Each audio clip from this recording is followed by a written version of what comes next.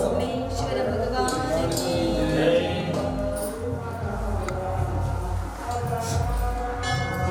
पुन्हा खाली बसा.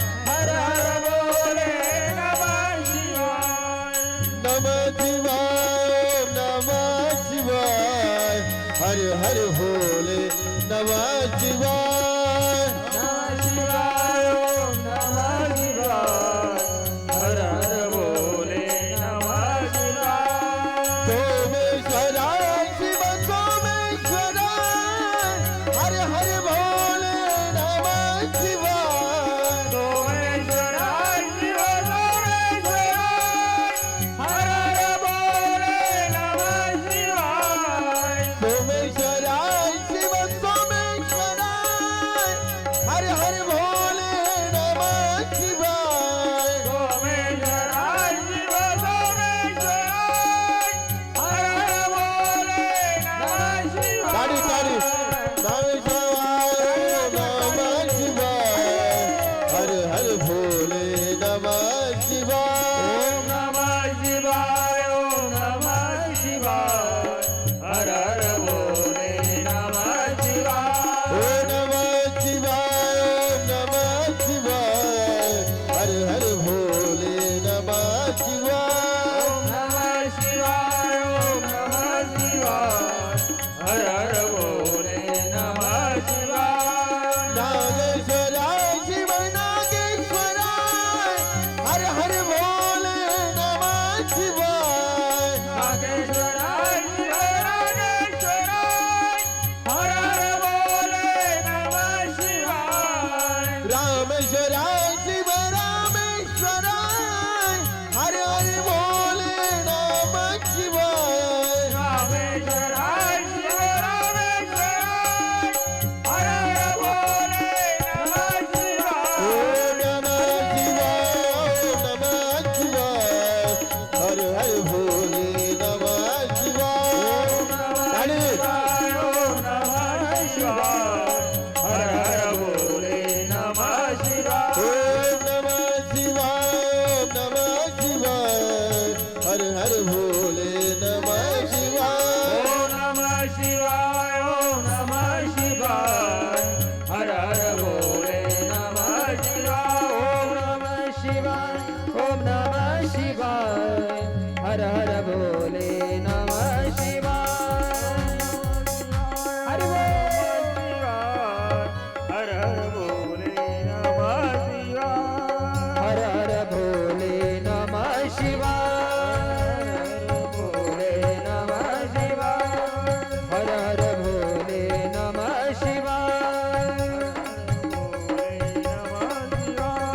हर हर भोले नमः शिवाय व्यासजी महाराज की जय सद्गुरु जनार्दन स्वामी की महाराज जय सोमेश्वर भगवान की जय नमः पार्वती पते हर हर महादेव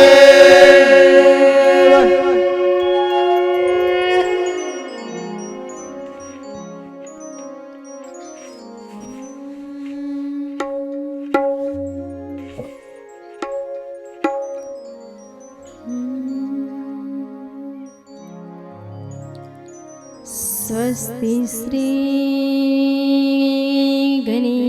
गणेशाय नमः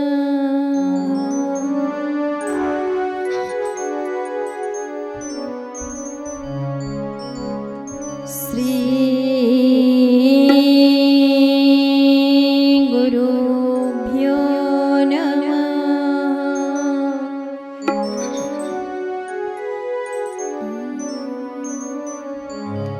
श्री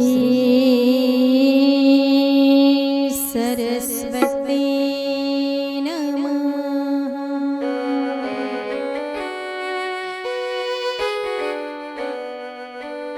श्री पार्वती परमेश्वराभ्यां नमः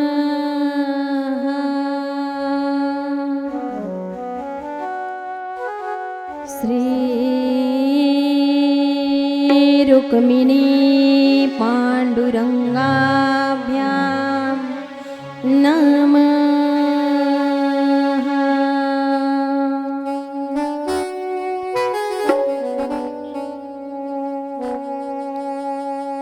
सच्चिदानन्द सच्चिदानन्दरूपाय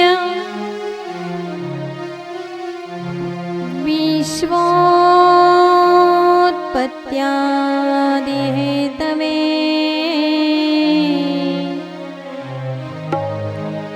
तापत्रय विनाशाय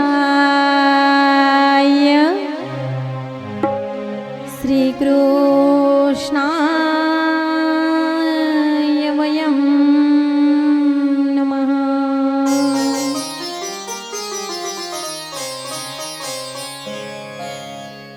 सरस्वती नमस्तुभ्यं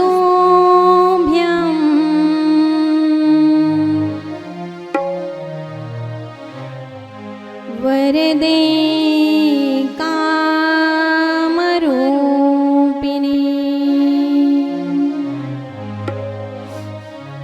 विद्यारम्भं करिष्यासि सिद्धिर्भक्तुं मे सदा।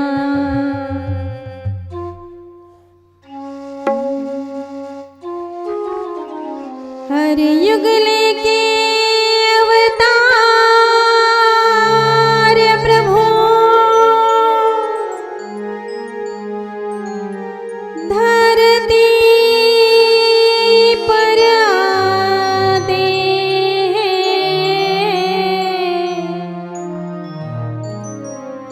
यह शिव पुराण की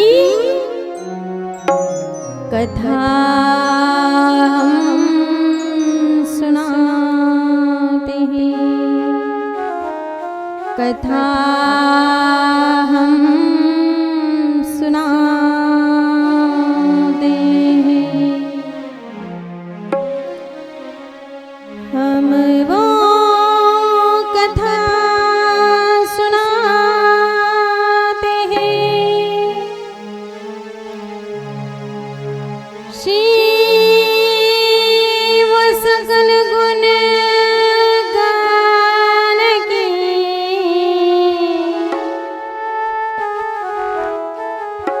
यह शिव पुराण कथा है प्यारे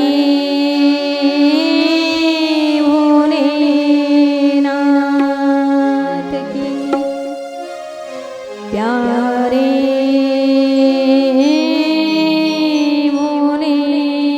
भोलेनाथ की। ओम एकदन्ताय विद्महे वक्रतुण्डाय धीमहि तन्नो दन्ति प्रचोदयात्।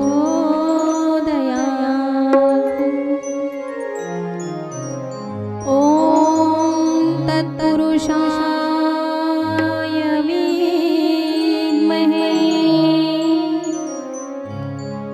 महादेवाय धीमहि तन्नो रुद्र प्रचोदयात्।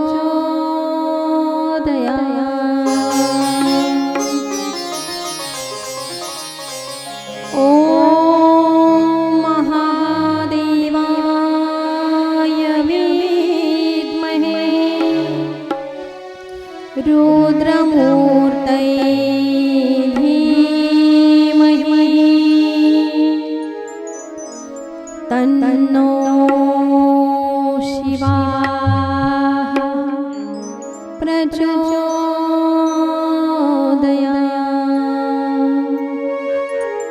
ॐ देवकी नन्दाय विद्महे वासुदेवाय धीमहि तन्नो कृष्णः प्रचोदयात्।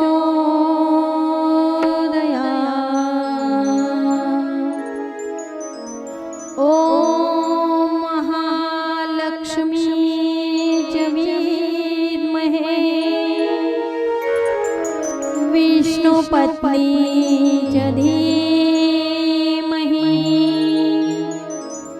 तन्नो देवी प्रचोदयात्।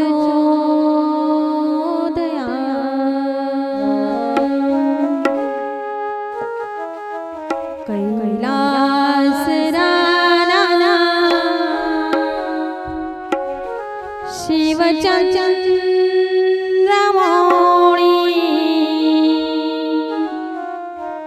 फणीन्द्रमाथा मुकुटी जळाळी कारुण्य सिंधू भवदुःखहारी तुझ वीर शंभो मज कोण तारी तुझ वीर शंभो मज कोण तारी तुझ वीर शंभो मज कोण तारी तुझ वीर शंभो मज कोण तारी तुझ वीर शंभो मज कोण तारी। सर्वमंगल मांगल्ये शिवे सर्वार्थ साधिके शरण्ये त्र्यंबके गौरी नारायणी नमोस्तुते। नारायणी नमोस्तुते। नमः पार्वतीपते हर महादेव। शिव महापुराण की जय। व्यास जी महाराज की जय। सोमेश्वर भगवान की जय। सद्गुरु जनार्दन स्वामी महाराज की जय। अपने माता पिता की जय।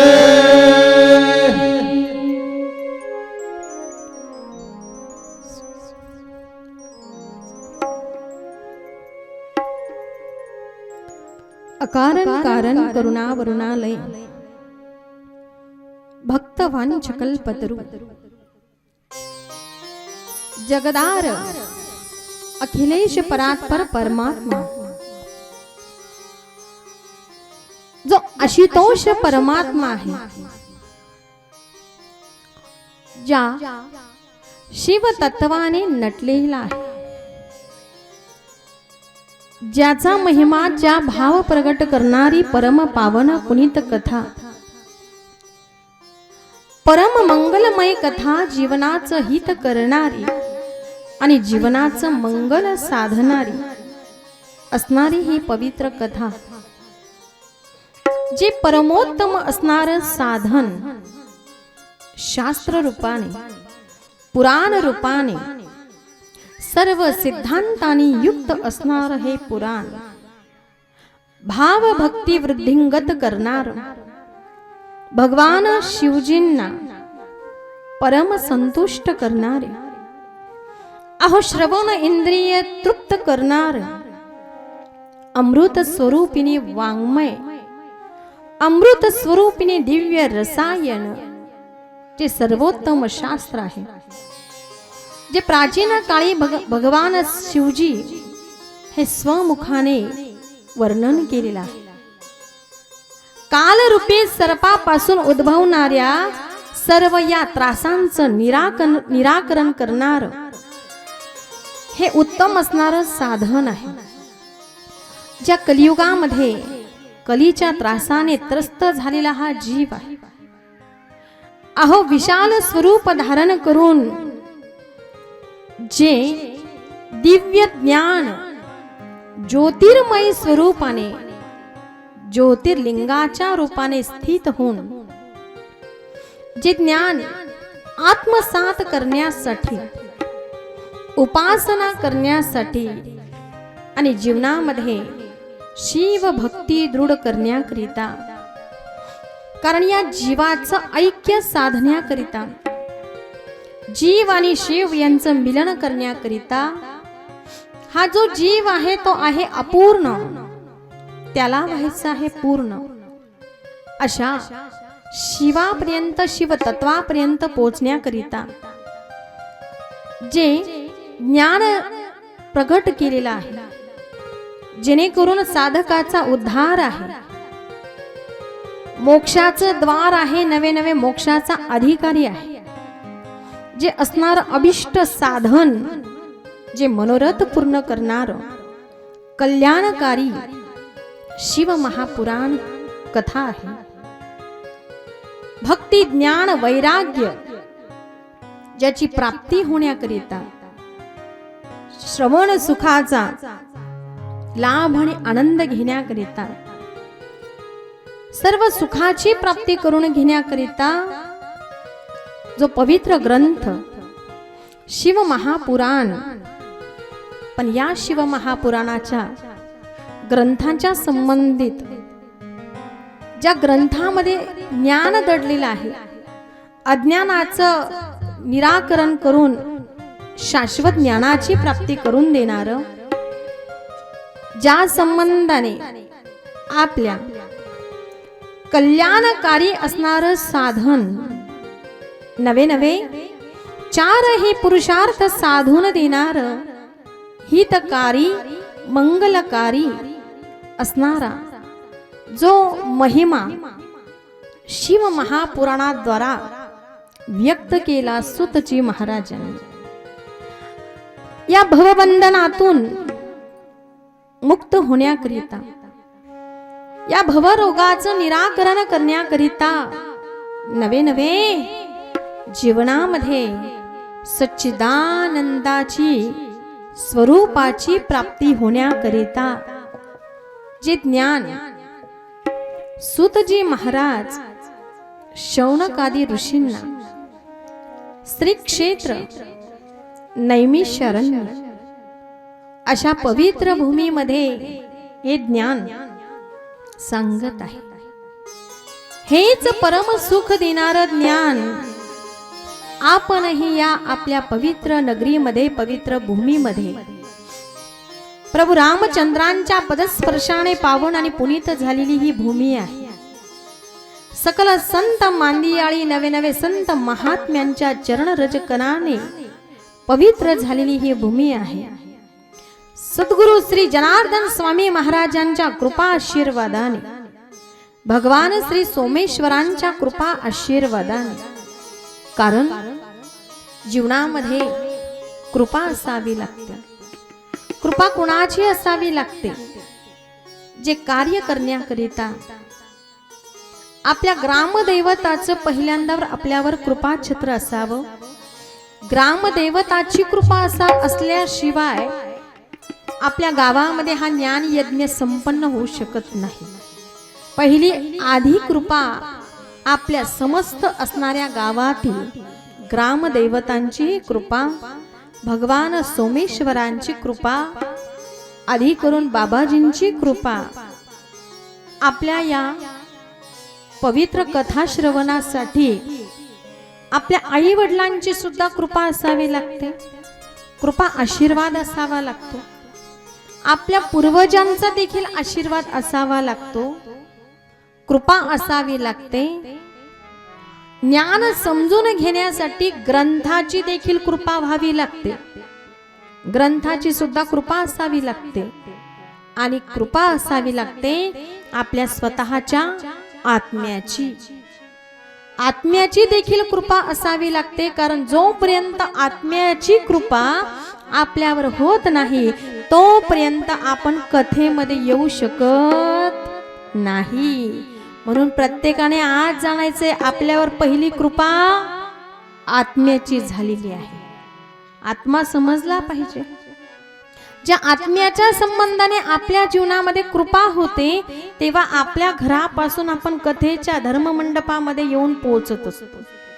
एरवी मनात खूप आहे, यथा तथा कथा, इच्छा खूप आहे, पण प्रयत्न करावे लागतात.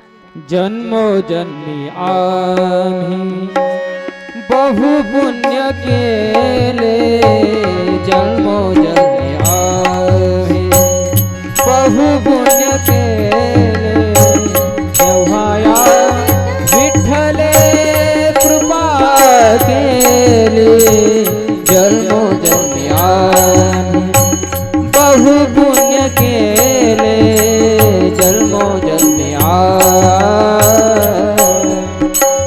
बहु पुण्य केले, तेव्हा याला कृपा केली, जन्मोजन्मी आले. बहु पुण्य केले, जन्मोजन्मी आले. जन्मोनी संसारी चालू त्यांचा दास, जन्मोनी संसारी झालो त्यांचा दास. माझा तो विश्वास, माझा तो विश्वास, माझा तो विश्वास पांडुरंगी, जन्मोजन्मी आम्ही बहु पुण्य केले, जन्मोजन्मी आम्ही बहु पुण्य केले, तेव्हा या विठ्ठले कृपा केली, तेव्हा या विठ्ठले कृपा केली, जन्मोजन्मी आले. बहु पुण्य केले, जन्मोजन्मी आले. बहु पुण्य केले, जन्मोजन्मी आले. जन्मोजन्मी जी कृपा आहे, जन्मोजन्मी आम्ही बहुपुण्य केले, तेव्हा या विठ्ठले कृपा केली. देवाची ही कृपा सहज होत नाही. देवाची कृपा झाल्याशिवाय साधू संतांची भेट होत नाही. बहु अवघड आहे संत भेटी, परिया जग जेठी करुणा केली, कृपा केली. आम्हा तुम्हा अशा दिव्य महात्म्यांची आपल्याला भेट होते, दर्शन होते. त्यांच्या सानिध्यामध्ये भक्ती करण्याचा आपल्या जीवनामध्ये जो पर्व काळ आहे, साक्षात अशी भक्ती करण्यासाठी असा भक्ती समागम सोहळा ज्ञान गंगेच्या रूपाने, शिव महापुराणाच्या रूपाने आपण या गंगेचा प्रवाहाचा आनंद या ठिकाणी घेत आहोत. कथेच्या माध्यमातून दैनंदिन रोज आपण जो महिमा ज्या रूपाने या शिव महापुराणाच्या रूपाने प्रगट करत असताना ज्या 12 संहिता आणि अशा 12 संहितांना जाणत असताना ज्या जीवनामध्ये संहिता किती महत्वाची आहे आणि त्या संहितेनुसार भगवान परमात्मा देखील अपेक्षा करतात नवे नवे. जी विद्येश्वर नावाची संहिता आहे, ऐका संहिता किती महत्वाची आहे. जी रुद्र संहिता आहे, जो नित्य भाग आपण बघत आहोत रुद्र संहितेनुसार. विनायक संहिता, उमा संहिता, सहस्त्र कोटी रुद्र संहिता, एकादश रुद्र संहिता, कैलास संहिता, शतरुद्र संहिता, कोटी रुद्र संहिता, मातृसंहिता आणि वायव्य संहिता आणि धर्म संहिता. या संहिता नुसत्या श्रवण करत आहोत, त्याच्या माध्यमातून जो भाव आहे असणाऱ्या 12 संहिता शिव महापुराणामध्ये सांगितलं आहे. आणि आपलं देखील या महायज्ञाचं हे 12वं वर्ष आहे, कारण या 12 संहिता पुण्यकारक आहे. ज्या 24,000 श्लोकांद्वारे 462 अध्यायांमध्ये विभागणी करून प्रत्येक संहितेमधील असणारा भाव प्रगट करण्याकरिता ज्या लिंग स्वरूपाची महती ज्या शिवचिंतनाच्या माध्यमातून आम्ही जाणतो, अधिक शिवलिंगाची उत्पत्तीच कशी झाली याचं ज्ञान आम्हाला सांगा. जो प्रश्न शौनकादी ऋषीचे 88,000 ऋषी आहेत आणि सुतजी महाराजांना जो प्रश्न विचारत आहे त्या माध्यमातून जे ज्ञान सांगितलं आहे लिंगार्चन पूजन, ज्याचं आपण या कलियुगामधलं वर्णन जसं ऐकलंय पार्थिव लिंग म्हणून ज्या लिंगांचे प्रकार सांगितले आहे, एक गंधलिंग, एक भस्मलिंग, एक साखर शर्करा युक्त असणारं लिंग. हे प्रकार आपल्याला आज का जाणायचे? कारण महाशिवरात्रीच्या दिवशी आपल्याकडून हे भक्ती साधन पूजा करताना एक तरी जेव्हा अधिक लोक एकत्रित येऊन जेव्हा ही अर्चन भक्ती करतात तर त्याचं फळ देखील अधिक पटीने वाढलेलं आहे. अष्टधातूचं लिंग देखील सांगितलं आहे. त्यामध्ये आम्ही दूध दह्याचा पंचामृताचा अभिषेकाच्या रूपाने ज्या शिवलिंगाची उत्पत्ती करत असतो.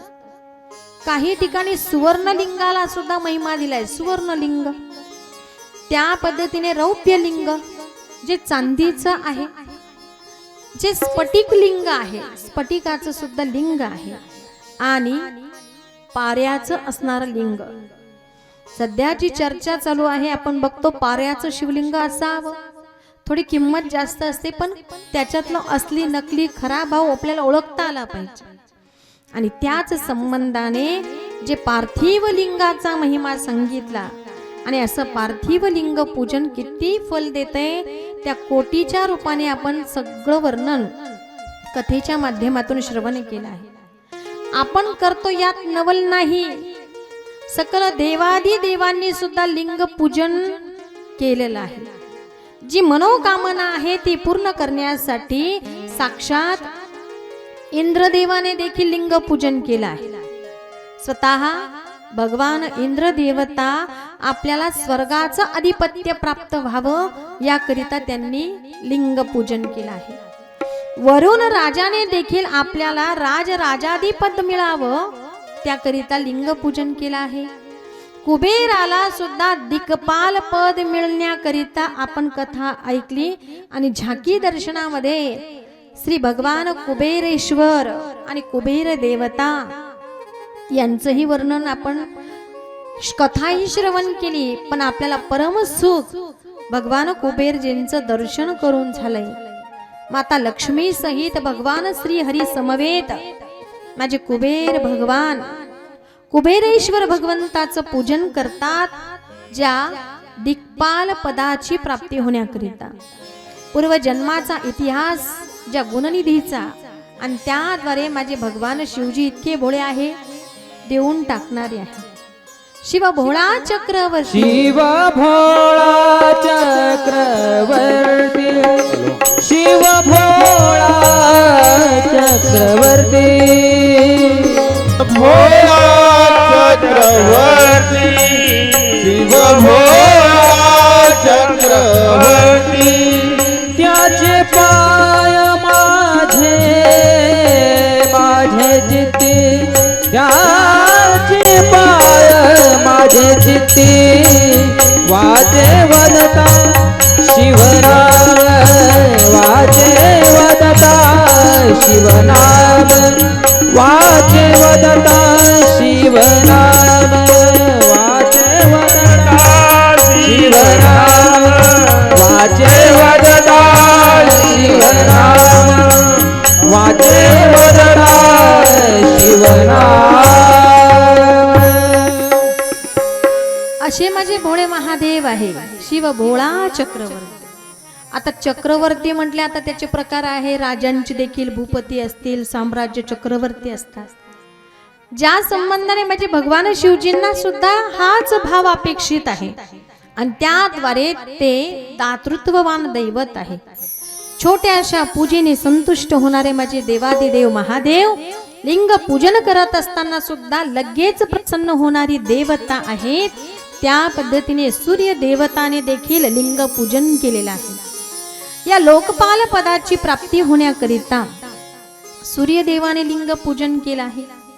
चंद्रदेवाने सुद्धा प्रजापत्य पद मिळण्याकरिता लिंग पूजन केलं आहे.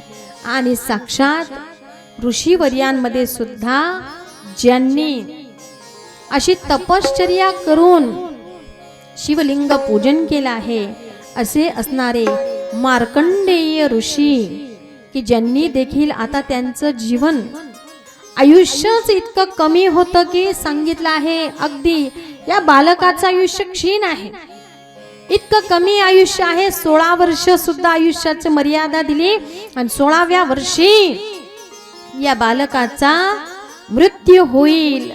पण माझे मार्कंडेय भगवान यांच्या पिताश्री द्वारा आणि स्वतःची भक्ती की त्याद्वारे लिंग पूजन करून जो भाव ज्या मृत्यूच्या संबंधाने काळालाही दूर पाठवलं यात नवल नाही, तर चिरंजीवाची पदवी त्यांना प्राप्त होऊन दीर्घायुष्य प्राप्त झालं आहे. आणि एवढंच नाही तर अष्ट महासिद्धी ज्यांना प्राप्त झालेले आहे असणारे मार्कंडेय ऋषी आणि लोमेश ऋषी आदी करून सर्व ऋषी मुनींनी देखील लिंग पूजन केलेले आहे.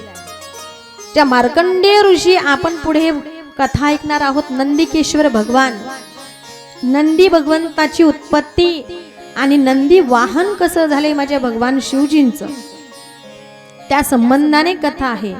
परंतु यांचंही जे वर्णन आहे की यांना देखील आयुष्य कमी आहे, परंतु जो शक्तिशाली मंत्र आहे, आपण मंत्राचाही महिमा ऐकला, पूजनामध्ये मंत्र किती महत्वाचा आहे. मन्नात त्रायती ती मंत्र हा, अशा पवित्र मंत्राच्या साधनेद्वारे भगवंताला आपलंसं करून त्या ठिकाणी असणारं दीर्घायुष्य प्राप्त केलंय. असा असणारा पवित्र मंत्र जो महामृत्युंजय मंत्र, आणि अशा महामृत्युंजय मंत्राचा जप माझ्या मार्कंडेय ऋषीने सतत करून आम्हालाही त्या दिव्य मंत्राची जाण दिली आहे की आपल्या घरामध्ये अपमृत्यू टाळला गेला आहे. आणि ज्या पद्धतीने मृत्यूचं भय आम्हाला या मृत्युंजय मंत्राद्वारे प्राप्त होतंय. ओम त्र्यंबकं यजामहे सुगंधिं पुष्टिवर्धनम् उर्वारुकमिव बन्धनात् मृत्योर्मोक्षयमामृतात्. त्र्यंबकं यजामहे पुष्टिवर्धनम् उर्वारुकमिवर्धनात् मृत्योर्मोक्षयमामृतात्. सगळ्यांनी हात वर करून भगवंताची दिव्य शक्ती प्राप्त करण्याकरिता या मंत्राचा जप करायचा आहे. आणि जप करून भगवंताला देखील प्रार्थना करायची आहे. हे देवादी देवा महादेवा, आमच्याही घरामध्ये आकस्मिक मृत्यू येता कामा नये, अकाल मृत्यू आमच्या घरामध्ये येता कामा नये. तुझ्या कृपा छत्र छायेखाली या मृत्यूचा संबंध जो आहे, संहार करणारी देवता जर कोण असेल तर माझे भगवान शिवजी आहे. याच पवित्र मंत्राद्वारे देवाच्या चरणी ही प्रार्थना. ओम त्र्यंबकं यजामहे सुगंधिं पुष्टिवर्धनम् उर्वारुकमिव बन्धनात् मृत्योर्मोक्षयमामृतात्. त्र्यंबकं यजामहे सुगंधिं पुष्टिवर्धनम् उर्वारुकमिव बन्धनात् मृत्योर्मोक्षयमामृतात्. ओम त्र्यंबकं यजामहे सुगंधिं पुष्टिवर्धनम् उर्वारुकमिव बन्धनात् मृत्योर्मोक्षयमामृतात्. पुष्टिवर्धनम् उर्वारुकमिव बन्धनात् मृत्योर्मोक्षयमामृतात्. ओम त्र्यंबकं यजामहे सुगंधिं पुष्टिवर्धनम् उर्वारुकमिव बन्धनात् मृत्योर्मोक्षयमामृतात्. त्र्यंबकं यजामहे सुगंधिं पुष्टिवर्धनम् उर्वारुकमिव बन्धनात् मृत्योर्मोक्षयमामृतात्. ओम त्र्यंबकं यजामहे सुगंधिं पुष्टिवर्धनम् उर्वारुकमिव बन्धनात् मृत्योर्मोक्षयमामृतात्. त्र्यंबकं यजामहे सुगंधिं पुष्टिवर्धनम् उर्वारुकमिव बन्धनात् मृत्योर्मोक्षयमामृतात्. नमः पार्वती पतये हर हर महादेव. मार्कंड भगवान भगवान की जय. म्हणून ऐका, ज्या मार्तंड ऋषींनी देखील ज्या संबंधाने हे मृत्यूवरही विजय मिळवला, नवे नवे दीर्घायुष्याची प्राप्ती, चिरंजीव आहे. आजही मा मैया नर्मदा परिक्रमा करत असताना अनुभव आला पाहिजे. मा मैया नर्मदेचं जेव्हा आम्ही परिक्रमा करत असो, पायी तर केलीच पाहिजे. पायी शक्य असेल तर होणारच आहे मा मैयाच्या कृपेने. पण बसने जरी गेलो, खूप सुंदर ज्या पद्धतीने आम्ही परिक्रमाचा आनंद घेतो, पण ऐका, त्याच परिक्रमामध्ये जेव्हा आपल्याला एखादा 16 वर्षाचा नवतरुण युवक अचानक दिसला, जो भक्तिवान असेल, तर समजून घ्यायचं की माझे मार्तंड ऋषी आपल्याला दर्शन देण्यासाठी आलेले आहेत. कारण नर्मदा मैयेची जी परिक्रमा आहे ती माझ्या मार्तंड ऋषींनी देखील केली आहे. पुढे आपण ऐकणार आहोत कार्तिकजी स्वामींनी देखील केलेली आहे. आणि आजही बघा, आजही तीच लहर, त्याच लहरी प्रस्थापित होतात, ज्या ठिकाणी आपण त्या मार्तंडेश्वर भगवंत आणि मार्तंड ऋषींच्या चरणाजवळ आहोत. किती आपण भाग्यवान आहोत, माता सप्तशृंगीच्या चरणाजवळ आहोत. आणि ज्या पद्धतीने आजही माझी माता सप्तशृंगी माता मार्तंड ऋषींचा जप ऐकते. जो ग्रंथ आहे दुर्गा सप्तशती, त्या सप्तशतीचं पारायण चालू आहे, आपल्याला ऐकायचंय आता शक्तीपीठ. म्हणून मार्कंडेया देही कान, सप्तशतीचे पान, ऐके अंबा गिरी गंगा, अंबा गौतमी गंगा, नटने बहुरंगा, ओटी शेंदूर अंगा, जय देवी सप्तशृंगा.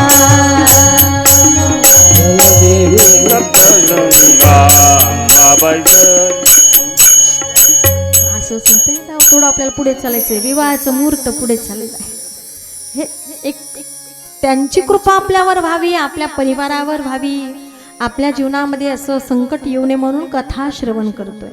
जीवनातील व्यथा आणि जीवनात जर दुःख जरी येणार असेल तर कथेच्या पुण्याने आपल्या जीवनातलं अरिष्ट निघून गेल्याशिवाय राहत नाही. इतका महिमा शिव महापुराण कथेचा आहे. म्हणून कथा श्रवण सुखाचा लाभ घेताना जी अर्चना भक्ती आहे लिंग स्वरूपाने, तर कोणी कोणी केली, त्यांना फलश्रुती देखील कशी मिळाली. जो प्रश्न विचारला, आपण कथा ऐकल्या, कोणी कोणी केलं लिंग पूजन, मग यात नवल नाही. तर बघा, ज्या रूपाने त्या त्या युगामध्ये त्या लिंगाच्या प्रकारांमध्ये बदल आहे. स्फटिकाचं जेव्हा शिवलिंग आहे घरामध्ये, लक्ष्मी स्वतःहून प्रवेश करते. काल आपण बेलाच्या झाडाचाही महिमा पाहिला, स्वतः लक्ष्मी माता वास्तव्य करते. पारद लिंग आहे, ज्या पद्धतीने तिथे आपल्या जीवनात रोगमुक्ती होते, पाप मुक्ती होते आणि आरोग्य संपन्न जीवन जगता येते. अहो खरंच आहे, काही लोक असे आहे की त्यांना एकही गोळीच नाही. आजही बरेच म्हातारे आहे, औषधाचं कामच नाही. कारण माझे भगवान शिवजी ना स्वतः परल्याम वैद्यनाथ आहे, डॉक्टर आहेत. डॉक्टर म्हणून जे डॉक्टर असतात ना, ते सुद्धा भगवान शिवजीच असतात. लक्षात ठेवा, देवे की नाही डॉक्टर. पुढे आपण 12 ज्योतिर्लिंगांचा महिमा जेव्हा ऐकू तेव्हा कळणार आहे. आणि पुढे सांगितलंय, आपल्या जीवनामध्ये खूप ऐश्वर्याची प्राप्ती होते, जे सुख समाधान देणार आहे. दर्शनाने नुसतं दर्शन केलं तर गोहत्या ब्रह्महत्येचं पातक नष्ट झाल्याशिवाय राहत नाही. म्हणून फक्त आपल्या जीवनामध्ये दर्शनाचं इतकं पुण्य आहे. नुसतं दर्शन नाही, तुमच्याकडे सामग्री नाही, तुमच्याकडे काही व्यवस्था, फक्त दर्शन जरी केलं तरी आपल्या जीवनातील महापातक नष्ट झाल्याशिवाय राहत नाही. म्हणून सांगितलं आहे, मृदु हा कोटीर गुण स्वर्ण, स्वर्णात कोटी गुण मणी, मने कोटी गुणम बाणो, बाणोत्कारी गुणो रसः, हत्परत परम लिंगम न भूतो न भविष्यती. जीवनामध्ये अशा रूपाने स्तंभ रूपाने झालेलं जे शिवलिंग आहे, ते साक्षात आपण जी झाके पाहिली, साक्षात जे शिवलिंगाची उत्पत्ती झाली, तोच पवित्र दिवस म्हणजेच महाशिवरात्र आहे. जी महाशिवरात्र आहे नेमकं साक्षात ज्या लिंग देवता लिंग रूपाने लिंग स्वरूपाने प्रगट झाले तो दिवस म्हणजे महाशिवरात्र आहे. म्हणून आपण हा सोहळा त्या पर्व काळामध्ये करत असतो. पण ऐका, ज्या संबंधाने अजून प्रश्न विचारला, अजून कोणी कोणी केलं हे पूजन, त्यावेळेस सांगितलं एवढंच नवल नाही, भगवान विष्णूने देखील शिवलिंग पूजन केलेलं आहे. किती पद्धतीने पूजनाचा महिमा पुढे सांगताना की हे शिवलिंग पूजन करत असताना भगवान विष्णू स्वतःचा एक नियम होता, 1000 कमल दल कमळाची फुलं भगवान शिवजींना अर्पण करणं हा त्यांचा नित्य नेम होता. पण बघा, भगवान शिवजी जेवढे भोळे आहे ना, थोडे कडकही आहे, कारण उग्र रूपी आहे, रौद्र रूपी आहे. आणि भगवान विष्णूंची देखील परीक्षा घेण्याचं ठरवलं. आता परीक्षा घेत असताना विचार केला, नित्य नियम आहे, 1000 कमल पुष्पांनी पूजन करायचं आहे. त्याच वेळेस काय केलं आहे माझ्या भगवान विष्णूंचं रोजचं नित्य नेमन पूजन चालू आहे. 1000 कमल पुष्प घेतलेली आहे आणि नित्य नेमाने 1000 नामाने भगवान शिवजींचं अर्चन सुद्धा चालू आहे. जो आपण 1000 सहस्त्रनामाचा महिमा पुढे ऐकणार आहोत की 1000 या सहस्त्रनामाचा काय महिमा आहे. आणि त्या प्रत्येक नामानुसार एक एक फूल पुष्प कमल पुष्प अर्पण करत होते. पण नेमकंच एक फूल कमी पडलं, एक फूल कमी पडलं आहे. आणि एक फूल कमी पडले, भगवान विष्णू विचार करतात, अरे बरोबर आणलं होतं पण एक फूल कुठे आहे. आज जर पाहिलं एक कमल माझ्या पूजेमध्ये कमी पडलं आहे, म्हणजे माझी पूजा अर्धवट राहिली आहे, परिपूर्ण झालं नाही. हा विचार करताना भगवान विष्णू विचार करतायत, अरे पूजा तर पूर्ण झाली पाहिजे, रोजचा नित्य नेम आहे 1000 कमल पुष्पांचा. म्हणून विचार केला, आता जर पूजा अपूर्ण राहिली, योग्य नाही, म्हणून विचार केला आता कमलच व्हायचं आहे. आता तळ्यात कुठं जायचं, कमल आणायचं कुठे. पुढे सांगितलं, अरे आपल्या शरीरातच किती कमल आहे, त्याच कमलाला अर्पण करू. भगवान विष्णू स्वतःच्या देहाचा विचार करून सांगतायत. हाताकडे पाहिलंय, हस्तकमल आहे, हातांना सुद्धा हस्तकमल म्हटलं आहे.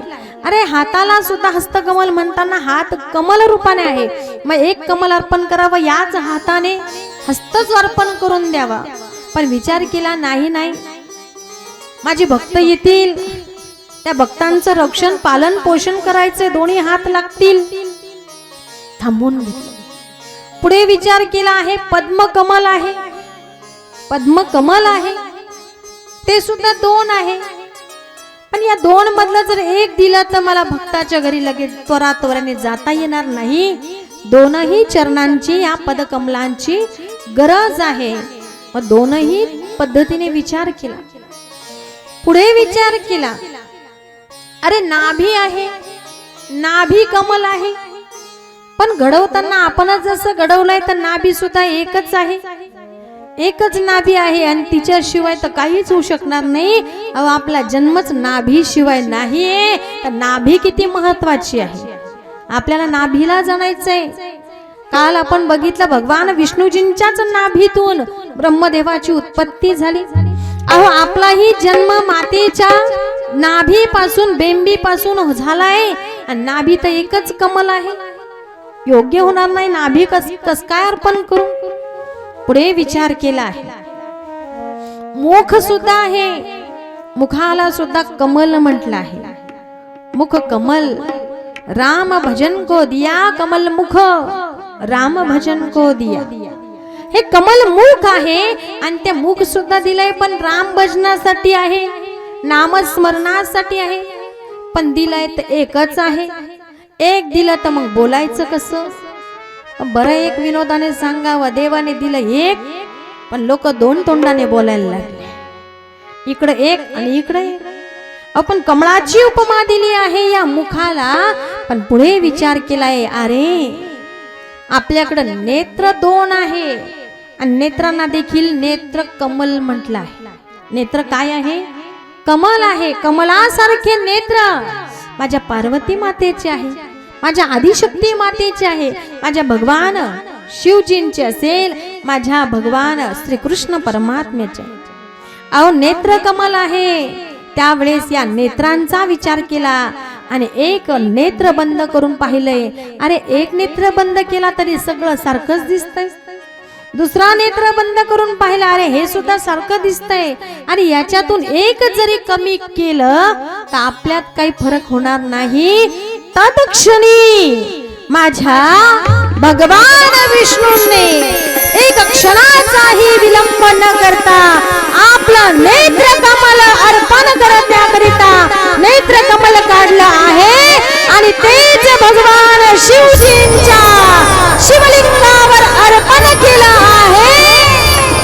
तोच नेत्र, तेच नेत्र माझ्या भगवान शिवजींनी धारण केलं आहे. जे भगवान शिवजींचं तिसरं नेत्र काय असेल तर माझ्या भगवान विष्णूंचा डोळा आहे, नेत्र आहे. त्याचा स्वीकार माझ्या महादेवाने केला आहे. म्हणून माझ्या भगवान शिवजींना किती नेत्र आहे?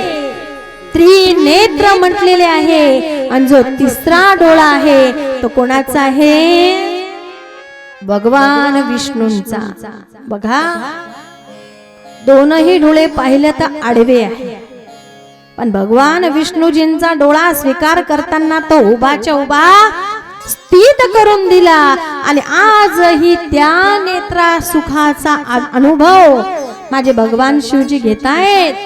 त्या नेत्र शक्तीला आम्हाला जाणण्याकरिता आपल्याला ही सुंदर नेत्र दिली आहे.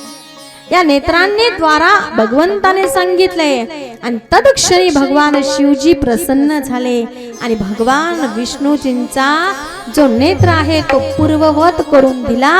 आणि त्याद्वारे जे देवता एकमेकांशिवाय एक क्षणही राहू शकत नाही, हेच दोनही दैवत आहे ज्यांचा एकमेकाशी इतका संलग्न आहे. दोन्ही देव एके ठाई, दोन्ही देव एके ठाई, दोन्ही देव एके ठाई, एके ठाई.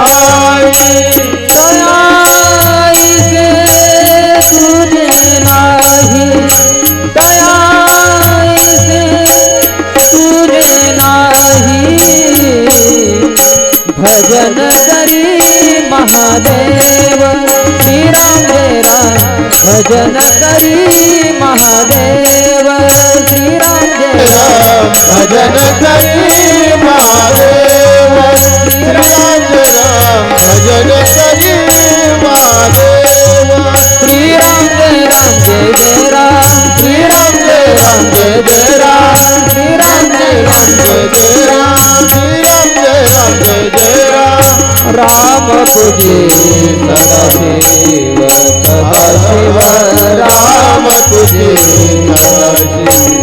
सदाशिव, भजन करी महादेव श्री राम जय राम, भजन करी महादेव महादेव, भजन करी महादेव.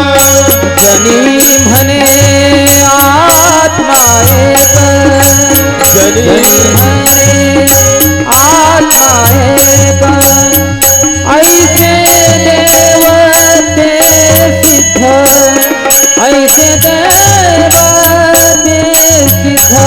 श्री राम जय राम, भजन करी महादेव, भजन करी महादेव, श्री राम जय राम, भजन करी महादेव महादेव.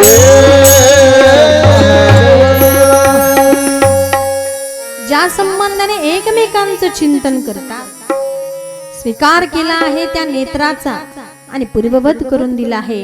तत्क्षणी भगवान विष्णूजींची भक्ती फळाला आली. बघा देवांमध्ये सुद्धा हा महिमा आहे.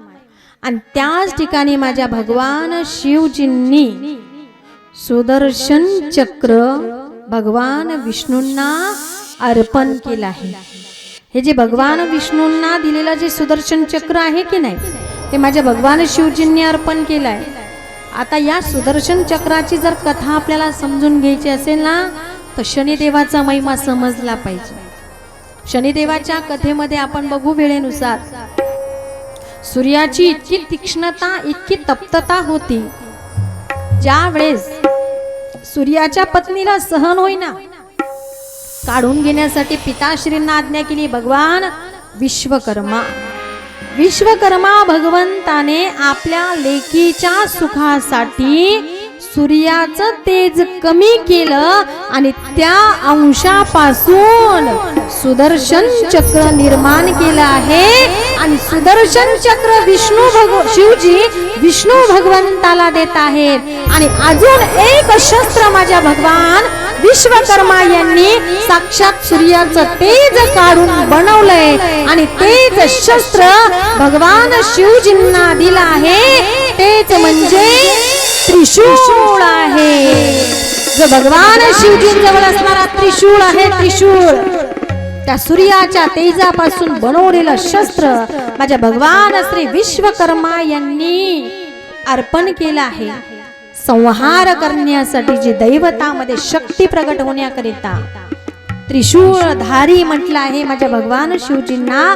तर ज्या संबंधाने हे अस्त्र शस्त्र प्राप्त झाली, स्वतः भगवान परमात्मा देखील अशा सानिध्यामध्ये जीवन जगत असताना भक्तियुक्त अंतकरणामध्ये आपल्या जीवनाचं कल्याण करण्याकरिता, नवे नवे या सृष्टीचं पालन पोषण करण्याकरिता, ब्रह्मदेव उत्पत्ती स्थिती आणि लय संहार करणारी जी देवता आहे, त्या रूपाने हे कर्म करण्यासाठी, प्रवृत्त होण्यासाठी अस्त्र शस्त्र सुद्धा असे बहाल केल्या गेले.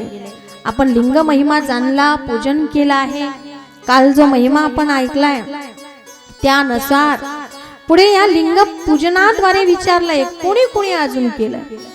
ज्या सती मातेची कथा आपण श्रवण केली, सती मातेच्या जीवनातील प्रसंग आहे की दक्ष प्रजापती यांनी देखील, आता ते सुद्धा भक्ती करणारे, त्या ठाई जेव्हा भक्ती करणारी अशी कन्या, तर साक्षात माझी आदिमाया शक्ती दक्ष प्रजापतींना प्रसन्न झालेली आहे.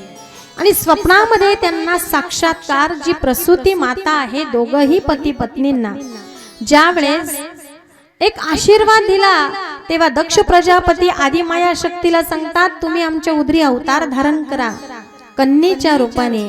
पण तेव्हाच सती मातेने सांगून ठेवलं होतं की ज्या दिवशी माझा अपमान होईल, त्या दिवशीच मी तुमच्यापासून दुरावा घेईन, तुमच्या समीप राहणार नाही. आणि कालांतराने दक्ष प्रजापतींना थोडा अहंकार झाला. अहंकारामुळे विसर पडला, जे वचन आदिमाया शक्तीला दिलेलं होतं, आणि स्वतःच्याच लेकीचा अपमान घडला. नवे नवे आपल्या पतीचा अपमान तो स्वीकार केला नाही माझ्या सती मातेने. आणि सती माता स्वतःहून आपण काल बघितलंय की ज्या यज्ञामध्ये धगधगत्या अग्नीमध्ये आपला देह त्याग करताय, जो यज्ञ आरंभला कणखल क्षेत्रामध्ये हरिद्वार, जो वाजपेयी यज्ञ आहे, आणि त्या यज्ञ प्रसंगाच्या रूपाने त्या धगधगत्या अग्नीमध्ये ओम नमः शिवाय म्हणून माझी सती माता देह त्याग करते. पण ऐका, ज्यावेळेस ही वार्ता कळाली आहे, ही वार्ता कळाल्यानंतर नारद महर्षींद्वारा आणि नंदिकेश्वर भगवंत आणि सर्व गणांद्वारे ही वार्ता माझ्या भगवान भोलेनाथांना, शिवजींना सांगण्यात आली. पण ज्या ठिकाणी ही कथा घडते, भगवान शिवजींना कथा किंवा हा प्रकार घडल्या समजल्यानंतर भगवान शिवजी एक क्षणही न थांबता क्रोध अनावर झालेला आहे. आणि त्या अनावरण झालेल्या क्रोधाच्या कारणाने भगवान शिवजींनी आपल्या जटा मोकळ्या केल्या आहे. आणि याच जटा मोकळ्या केल्यानंतर एका शिळेवर आपटल्या आहे. आणि जी एक जटा काढून शिळेवर आपटता क्षणी त्याच ठिकाणी असं विचित्र रूप धारण करणारा, विशाल रूप धारण करणारा एक गण निर्माण झाला. त्याचं नाव आहे वीरभद्र. जो वीरभद्र उत्पन्न झालाय आणि भगवान शिवजींनी आज्ञा केली आताच्या आता जा आणि त्या दक्षाचा यज्ञ विध्वंस करा, विध्वंस करायला सांगितलं. सर्व गण घेऊन नंदिकेश्वर भगवान पुन्हा ज्या ठिकाणी आहे वीरभद्र काही गणांना घेऊन येत आहे आणि दक्ष प्रजापतीच्या महालामध्ये येऊन जो यज्ञ आहे तिथे सर्व हाहाकार माजवला. युद्धाचा थैमान सुरू झाला आहे आणि इतकं युद्ध चालू आहे. सर्व असणारे दक्ष प्रजापतीचे गण आणि भगवान शिवांचे गण यांच्यामध्ये घनघोर असणारं युद्ध सुरू झालंय. या युद्धाच्या प्रसंगी जे काही वर्णन की नंदिकेश्वर भगवंताला सहनच होईना, जिथं माझ्या सतीचा अपमान झालाय, माझ्या भगवान शिवजींना दुःख आहे. त्या नंदिकेश्वराने पहिली चाल करताना दक्ष प्रजापतीला धरला आहे आणि दक्ष प्रजापतीचं साक्षात मुंडक छाटण्यासाठी प्रयत्न करून या दक्ष प्रजापतीला दिलेला स्वतः नंदिकेश्वराने शाप होता की तुला बोकडाचं शिर लागणार आहे, आधीच दिलेला आहे. त्याच प्रसंगासाठी दक्षाचं शिरच्छेद केलं, ते बाजूला पडल्या गेला आहे. एक एक करून सर्व गणांना मारण्यात आलं आहे. पण बघा त्याच ठिकाणी प्रसूती माता आहे, शरण गेली आहेत भगवान शिवजींना, भगवान शिवजींना आणि वीरभद्रांना शरण गेले आहे. वीरभद्रांना सांगितलं आहे अहो महात्मन, या ठिकाणी सुंदर भव्य दिव्य यज्ञाचं आयोजन केलं आहे आणि यज्ञ अपूर्ण राहता कामा नये. यज्ञ पूर्ण करण्यासाठी यजमान जोडी लागत असते, लक्षात ठेवा. यजमान जोडी लागते यज्ञ पूर्ण होण्यासाठी. आणि माझे पती जर राहिले नाही, शिर तुटून गेलं पण जीव अजून बाकी होता, दक्ष प्रजापतीचं मुंडक छाटल्या गेलं पण शरीर थरथर कापत आहे, अजून त्राण आहे, तुम्ही काही करा आणि माझ्या पतीला जीवदान द्या. जेव्हा पत्नी शरण आली तेव्हा भगवान शिवजींद्वारा सांगितलं आहे आणि उत्तर दिशेचा एक प्राणी आहे त्याला घेऊन या. आणि त्यावेळेस गेल्याला गणांना जे शिर सापडलं ते बोकडाचं आणि ते बोकडाचं मस्तिष्क बसवलं आणि त्याला जी वाचा फुटली म्या म्या, कारण बोकड आहे, ही जी वृत्तीच त्याची पहिल्यांदा होती, अहंकार, मी पणा, सर्व मी करता करविता आहे, मी मी मी. पण ऐका, देवाला मी मी करणारा चालत नाही. श्रीमद भागवतामध्ये वर्णन आहे, अहो बासरी बनवत असताना ज्या तिथीला मी येतो तेव्हा बासरी सुद्धा बनवली जात नाही. तिथीमध्ये सुद्धा मी आहे ना, जिथे मी तिथीमध्ये मी येतो त्या दिवशी बासरी सुद्धा घडवली जात नाही. आणि माझ्या कृष्ण परमात्म्याला बासरी कोणी दिली असेल तर माझ्या भगवान शिवजींनीच बासरी दिलेली आहे. म्हणून बासरीला सतत जवळ ठेवले माझ्या कृष्ण परमात्म्याने. शिवाला वेगळं स्थान दिलेलं नाही. हरी हरा भेद नाही नका करू वाद, एक एकाचे हृदयी गोडी साखरेच्या ठाई. असं वर्णन पुढे तो यज्ञ आरंभून पूर्ण केला. जेव्हा दक्ष शरण गेला आहे, भगवान शिवजी विरक्त आहे, दुःखी आहे, आकांत करत आहे, सती मातेच्या देहाकडे बघत आहे. बघा श्रीमद देवी भागवतामध्ये ही कथा येते, श्रीमद भागवतामध्ये देखील ही कथा येते, शिव महापुराणामध्ये देखील ही कथा येते. बघा या कथेचाच महिमा इतका वेगळाच आहे. आणि त्यावेळेस विरह झाला आहे. सती मातेचा देह अजून अग्निकुंडामध्ये, यज्ञकुंडामध्ये दिसत आहे. माझे भगवान शिवजी आपल्या खांद्यावर घेऊन सती मातेचा देह घेऊन निघाले आहे.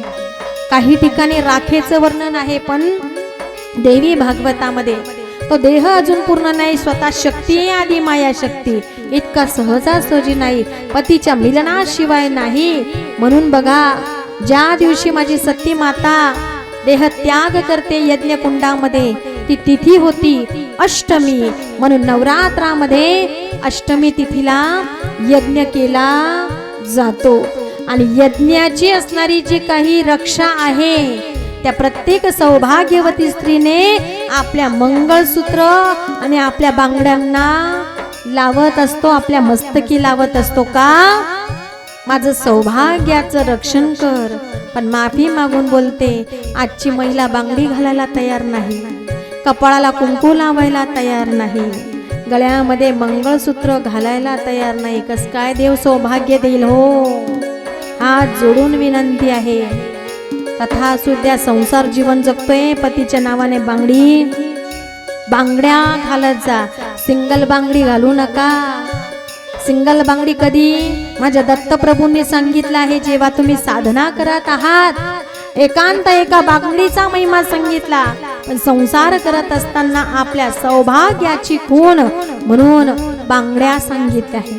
म्हणून आम्ही ज्या पद्धतीने बघतोय, ज्या क्षेत्राहून निघाले माझे भगवान शिवजी, तर त्याच ठिकाणी ज्यावेळेस मार्गस्थ होत आहे, बराच काळ जात आहे, भगवान शिवजी त्याच्यातून बाहेर येत नाही. भगवान विष्णू म्हणतात, जर शिवजी जर अशाच अवस्थेमध्ये राहिले तर संहार कोण करेल, याच्यातून बाहेर काढावं लागेल. आणि त्याच वेळी भगवान विष्णूंनी सुदर्शन चक्र सोडला आहे आणि सुदर्शन चक्राद्वारे माता सतीचे तुकडे तुकडे झाले आणि तेच तुकडे ज्या ज्या ठिकाणी अवयव रूपाने पडले त्याच ठिकाणी शक्तीपीठ निर्माण झाला आहे. म्हणून असणाऱ्या 108 अवयवांचा विचार आहे. पण आम्ही जे मानतो 51-52 शक्तीपीठ, पण आपण भाग्यवान आहोत की 3.5 शक्तीपीठ आपल्या महाराष्ट्रामध्ये आहे की ज्या सती मातेचे भाग पडले आहे. आता त्याकरिता कधीतरी देवी भागवत कथा ऐकावी. ज्या पद्धतीने तुळजापूरला बांगड्या पडल्या माझ्या सती मातेचे हात, म्हणून बांगड्या भरल्या जातात, तिकडून घेऊन येतो. आधी माया सप्तशृंगी आहे, जिथं कुंकू आहे, म्हणून कुंकू आणल्या जातात. आता बराच कथा भाग आहे, पण ऐका, या शक्तीपीठांचा महिमा सांगताना मग तुम्ही आम्ही म्हणाल की आमच्या सप्तशृंगी मातेला अर्धशक्तीपीठ का म्हटलं आहे. ऐका, जिथं शिव आणि शक्ती आहे, जिथं भगवान शिवजी वास्तव्य करतात त्याला शिवपीठ म्हटल्या जातं, आणि जिथं माता शक्ती रूपाने आहे त्याला शक्तीपीठ म्हटल्या जातं. आता उद्या आपण ऐकणार आहोत शिवपीठ म्हणजे काय. पण जिथे शिव आणि शक्ती आहे, आपल्या सप्तशृंगी मातेच्या ठिकाणी अजून शिवपीठ नाहीये. शिवलिंग आहे पण मंदिर रूपाने नाही, म्हणून त्याला अर्धशक्तीपीठ म्हटल्या गेला आहे, मानल्या गेला आहे. या विरक्त अवस्थेमध्ये माझे भगवान शिवजी आहे, हे सगळं पाहिलं पण त्याच्यातून बाहेर येत नाही. काय करावा? त्यावेळेस सगळ्या देवांदिकांमध्ये चर्चा सुरू झाली. चर्चा सुरू झाल्यानंतर एकीकडे अनेक राक्षसांचा उन्माद होतो आहे. भगवान शिवजींनी सती मातेला लगेच माफ केलं नाही. ऐका, एक तर पतीची आज्ञा मानली नाही, त्याच पद्धतीने पुढे पाहिलं तर आत्महत्या केली आहे. सौभाग्यवती स्त्रीने असा अविचार करणं चुकीचं आहे. प्रकारानुसार भगवान शिवजी ध्यान मग्न अवस्थेमध्ये आहे. कैलास पर्वतावर राहत असताना ज्या पद्धतीने कैलास पर्वतावर ध्यान मुद्रेमध्ये भगवान शिवजी चिंतन करतात, एकीकडे संहाराचं कार्य परिपूर्णतेने बंद पडलं आहे आणि त्याच कालावधीमध्ये अशा राक्षसांचा इतका उन्मत्तपणा वाढला आहे. आणि ज्या पद्धतीने उन्मत्त झालेले असणारे असुर शक्ती, इतकी असुरी शक्ती आहे आणि असुरी शक्तीचा नायनाट करण्यासाठी सुद्धा भगवान शिवजी आवश्यक आहे. सर्व देवदेवता म्हणतायत आणि भगवान शिवजी संहार करत नाही. नेमकं उत्पन्न स्थिती लय ह्या कारणाने हे सृष्टी चालते, विश्व चालतंय, नेमकं करावं काय. तेव्हाच ज्या तारकासूर जे दैत्य मातले आहे, त्या दैत्याने हाहाकार केला आहे. अहो सर्व इंद्रलोक, स्वर्गलोक, लोक दिक्पाल अशा सर्व ठाई त्यांनी हाहाकार माजवला. ज्या वेळेस ही वार्ता भगवान विष्णूंजवळ गेले, ब्रह्मदेवाजवळ गेले, सर्व देव चर्चा करत आहे, त्यावेळेस या रुद्र संहितेनुसार, सृष्टीखंडाच्या महिमेनुसार पुढे वर्णन सूतजी महाराज शौनकादी ऋषींना वर्णन करून सांगतात. ऋषी महाराज विचारत आहे, तुमच्या वाणीतून ज्यावेळेस हे ज्ञान श्रवण करत आहोत तरी आमचं अजून समाधान नाही. कृपा करून आम्हाला सांगा की हे शिवजींचं परमश्रेष्ठ रूप आहे, म्हणजे निर्गुणाचं साकार कसे झाले. ऐका, आपल्याला लिंग पूजन कळालं आहे, पण माझे भगवान शिवजी सगुणाचे निर्गुणाचे सगुण कसे झाले याचं वर्णन तुम्ही आम्हाला सांगा. तेव्हा सूतजी महाराज सांगतात, ऐका, एकदा काय झालं आहे मुनिश्रेष्ठ हो, एकदा नारदांनी देखील अशी तपश्चर्या करण्याचं ठरवलं. हिमालयाच्या ठिकाणी देव नदीच्या काठी, कारण नदीच्या तीरावर का गेलं पाहिजे जीवनामध्ये, नदीच्या तीरावर का गेलं पाहिजे. ऐका, जीवनामध्ये आपल्याला नदीच्या तीरावर गेल्याशिवाय हे जे दोन तीर आहे, एक म्हणजे ज्ञान आणि एक म्हणजे वैराग्य आहे. संत महात्मे, ऋषी महात्मे ज्या नदीच्या तीरावर जातात साधना करण्याकरिता, कारण तिथं भक्ती फळाला येण्यासाठी ज्ञानाचीही प्राप्ती व्हावी आणि वैराग्याचीही प्राप्ती व्हावी. ज्यावेळेस नारद महर्षी देखील गेले तपश्चर्या करण्यासाठी, आता इंद्रदेवाला वाटलं, अरे बापरे, इंद्रदेवाला तर फार असं काळजीच होती, आपली जागा कोणी घेतं की काय, कारण 100 यज्ञ एखाद्याचे पूर्ण झाले का त्याला इंद्रपदाची पदवी प्राप्त होते, आपली खुर्ची जाते की काय. इंद्रदेवाला सतत चिंतन. आणि त्याच वेळेस इंद्रदेवाच्या लक्षात आलंय, ज्या पद्धतीने नारदांनी देखील तपश्चर्या सुरू केली आहे, आता याची तपश्चर्या भंग करावी, तर त्याच ठिकाणी नारद महर्षी जे अनेकांची तपश्चर्या भंग करतात. नारद महर्षींचं काम कराय की नाही, देवांचे रिपोर्टर आहे, पण त्यांना शाप दिलेला. आता ब्रह्मदेव, सनकादिक संत जे ऋषी मुनी आहे, दक्ष प्रजापतींनीच त्यांना शाप देऊन टाकलाय. दक्ष प्रजापतीला फार मुलं होती, त्यांना विरक्त होऊन सांगितलं तुम्ही इकडे जा. तिथंही त्यांना सनकादिक ऋषींना शाप दिला, तुम्ही 5 वर्षाचे राहाल. कळ लावणारे नारद महर्षी आहे, त्यांना सांगितलं तुम्ही एका ठिकाणी स्थिर राहू शकत नाही, तुम्हाला सतत सतत भ्रमण करावं लागेल. आणि आता हा भ्रमण करणारे महात्मन सामान्य ऋषी नाही, देव ऋषी आहेत, आणि यांना जर पदवी बहाल गेली तर कसं होईल. आणि म्हणून इंद्रदेवाला भीती वाटली आणि ब्रह्मदेवाकडे तक्रार करू लागले. आता या देवाचं कामच तसं आहे, तुम्ही यांना समजून सांगा, तुम्ही यांना समजून सांगा, तुमचं ऐकतील. अमुक अमुक पद्धतीने खूप प्रकार केला, पण ज्या संबंधाने ही तपश्चर्या भंग करण्यासाठी यश मिळालं नाही. पुन्हा विचार केला, कामदेवांना बोलवलंय आणि कामदेवांना देखील या ठिकाणी बोलवल्यानंतर सांगितलं तुम्ही कामदेवांना यांची तपश्चर्या भंग करा. पण त्या ठिकाणी नारद महर्षी जिथं करतायत त्यांना कल्पनाच नाही की काय झालंय या भूमीमध्ये. पूर्वी सूतजी महाराज सांगतात की याच ठिकाणी भगवान शंकर यांनी सुद्धा याच ठिकाणी तपश्चर्या केलेली आहे आणि त्या ठिकाणी कामदेवांना पाठवलं होतं. हाच कथा भाग आहे की कामदेवांना भगवान शिवजींची तपश्चर्या भंग करण्यासाठी पाठवलं. जी निद्रा आहे किंवा समाधी अवस्थेमध्ये आहे ती उत्थान करावी, परंतु कामदेवांनी भंग करण्याचा प्रयत्न केला तर त्या ठिकाणी भगवान शिवजींद्वारा त्यांना भस्म करण्यात आलेलं होतं. त्यांना भस्म करण्यात आलं. ही कथा सांगतात सूतजी महाराज. म्हणे मग काय झालं होतं हाच प्रश्न विचारला.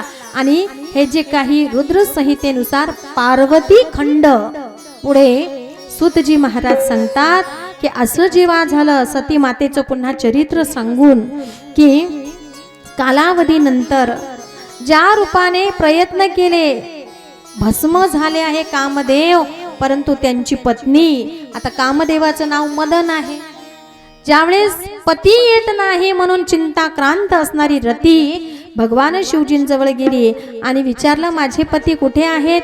आता या कामदेवाने खूप प्रकार केले, खूप प्रयत्न केलं आणि मग त्या ठिकाणी गेला, पण जी क्रोधाग्नी होती या क्रोधाग्नीद्वारे नजर पडता क्षणी कामदेव भस्म झाला. रती गेली आहे. रतीने विचारलं बराच कालावधी झाले माझे पतिदेव तुमच्याकडे आलेच नाही, कुठे आहेत माझे पती. भस्माचा ढीग दाखवला आणि म्हणे बघ तुझे पती हेच आहे, घेऊन जा. आता तिने विचार केला, आता माझे पती दिसत नाही तर राग आहे. सांगितलं भस्म झाले. ती रती शरण गेली, देवा असं करू नका, माझे पती मला परत द्या. त्या रतीला सुद्धा सांगितलं हे आता नाही पुढे घडेल. भागवतातही हा महिमा आहे, पुढे काय घडलं त्याचं वर्णन सांगितलं आहे. आणि मग ती रती ती रक्षा घेऊन आलेली आहे. त्याच ठिकाणी सांगितलंय की पुढे काही कालावधीनंतर कामदेव पुन्हा जिवंत होतील, अवतार धारण करतील. पण आजपासून या स्थानापासून जिथे जिथे भगवान शिवजींची चौफेर नजर फिरलेली आहे तेवढा भूभाग हा तेवढ्या परिसरावर कुणाचं काही चालणार नाही. इथे कोणी कुणाची तपश्चर्या भंग करू शकणार नाही. अरे कामदेवाचं जर चाललं नाही तर इतरांचं काय चालेल. म्हणून ती तपोभूमी म्हणून त्या ठिकाणी भगवान शिवजींच्याच असनाच्या ठिकाणी त्याच भूभागामध्ये नारदांनी सुद्धा तपश्चर्या केली, पण ती भंग पावली नाही. पुढे अजून विचार करता इकडे तारकासूर तर मातला आहे, काय करावं. आता सगळ्या देवांना पुन्हा विचार पडलाय, अरे कामदेवाला पाठवून सुद्धा काही फायदा झाला नाही. त्या ठिकाणी पुन्हा ब्रह्मदेवाला सांगितले आणि ब्रह्मलोकामध्ये जाऊन पुन्हा ही चर्चा झाली. आणि त्या ठिकाणी विष्णू लोकामध्ये गेले, भगवान विष्णूंना जवळ घेतला आहे आणि सगळी देवदेवता एकत्रित मिळून भगवान शिवजींकडे येत आहे. त्यावेळेस सांगितलं आहे आता ही सगळी माया जाळ आहे. भगवान शिवजी सुद्धा स्वतः विरक्त आहे पण जाणत आहे. आणि तिथे गेल्यानंतर नारद महर्षी पुन्हा पुढे होऊन सांगतात आम्ही सगळे भगवान विष्णूजींच्या सांगण्याहून आलो आहे. आता आम्हाला सगळ्या देवाधिकांचा विचार करून आमची जी इच्छा आहे ते तुम्ही करावं म्हणून सांगितलं. आता प्रश्न विचारला, जेव्हा शिवजी या समाधीतून बाहेर आले, जेव्हा विष्णू आले ना, स्वतः विष्णूंचं नाव ऐकल्यानंतर त्या नामचिंतनामध्ये सदैव आहे, ज्या रामध्वनीमध्ये आहे त्याच साक्षात्कारासाठी भगवान शिवजी जेव्हा त्या ध्यान मग्नातून बाहेर आले तेव्हा सगळ्यांनीच विचार केला आणि सांगितलंय की हे देवादी देवा, तुमची जी तपश्चर्या आहे ती मान्य आहे, तुम्ही दुःखी आहात, सती मातेचा विरह आहे, परंतु आता तुम्हाला या पद्धतीने असं राहून चालणार नाही. कारण जो तारकासूर जो सर्व स्वर्गलोक महिलोक ज्या पद्धतीने ब्रह्मलोक विष्णुलोक त्रस्त करून ठेवला आहे, त्राही माम त्राही माम त्राही माम, सगळे ऋषी मुनी सुद्धा आकांत करतायत, सगळे देवदेवता सुद्धा आकांत करतायत आणि सांगतात की आम्हाला वाचवा आम्हाला वाचवा. त्यावेळेस विचार केला भगवान शिवजींनी, म्हणे काय करायचं आहे. सांगितलं जो तारकासूर आहे त्याच्याशी अनेक युद्ध झालं, पण हा काही केल्या कुणाच्याही हातून मरण पावत नाही, म्हणून त्याचा मृत्यू तुमच्या पुत्राशिवाय होणार नाही. म्हणून तुम्ही आता उत्थान पावा या समाधीतून आणि तुमच्याद्वारे एक पुत्राची अपत्याची किंवा पुत्र आम्हाला द्या की तुमच्या पुत्राद्वारे या तारकासुराचा वध होईल. मग त्यासाठी भगवान शिवजींच्या लक्षात आलं, सांगितलं इथून पुढे आता मला विवाहच करायचा नाही. जेवढे सती मातेच्या जे रूप आहे ते रुंडमालाच्या रूपाने धारण केले, माझ्या सतीचा विरह सहन होत नाही, आता विवाहच करायचं नाही, विवाह करायचा नाही. तेव्हा सगळे ऋषी मुनी सगळे देवादिदेवांनी सांगितलं, पण जोपर्यंत पुत्र होत नाही तोपर्यंत हे तारकासूर अधिक असुरी शक्ती इतकी वाढेल तो उपयोग होणार नाही. या सृष्टीच्या सृजन पालन पोषण संहार करण्यासाठी तुम्हाला विवाह करावंच लागेल, विवाह करावं लागेल. म्हटल्यानंतर भगवान शिवजींनी पुन्हा विचार केला, माझ्या जन्माचा उपयोग नाही, माझ्या अवताराचा उपयोग नाही, जर मी या कार्यामध्ये जर उपस्थित किंवा मदत करू शकत नसेल तर उपयोग होणार नाही. म्हणून भगवान शिवजींनी होकारा दिला आणि सांगितलं ठीक आहे, तुम्ही म्हणतात म्हणून मी विवाह करेन, पण मी विवाह योग्य कोणी कन्या आहे का? ऋषी मुनींना माहित होतं हे सगळी आधीच सृष्टीची रचिती आधी माया शक्ती आहे. त्यावेळेस सांगितले हे सगळं होईल, फक्त तुम्ही होकारा द्या. भगवान शिवजी सांगतात मी परीक्षा घेतल्याशिवाय राहणार नाही, मी त्या कन्येची परीक्षा घेईन. आता परीक्षा घेण्यासाठी भगवान शिवजीने आधी विचार केला आणि त्याच ठिकाणी ज्या रूपाने भगवान शिवजींनी त्या स्थळाचा शोध घेतला की जिथे अशी जी कन्या प्रगट झालेली आहे, त्याच वेळेस आधी माया शक्तीला सकल देवाधिदेवांनी प्रार्थना केली की हे आधी माया शक्ती, या विश्वाच्या संहारासाठी, या विश्वाच्या रक्षणासाठी तुम्हाला अवतार धारण करावा लागेल.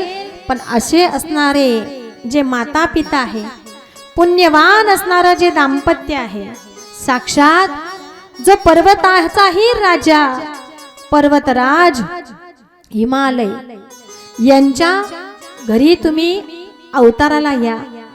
माता सतीचा जेव्हा शेवट झालेला होता पित्याच्या विरहाने, आई वडिलांच्या दुःखाने, जेव्हा पुढचा अवतार धारण करायचा आहे तर त्या माता पित्याचं सुख जिथे मिळेल आणि मीही त्या माता पित्याला सुख देऊ शकेल अशाच घरी मी अवतार धारण करेल.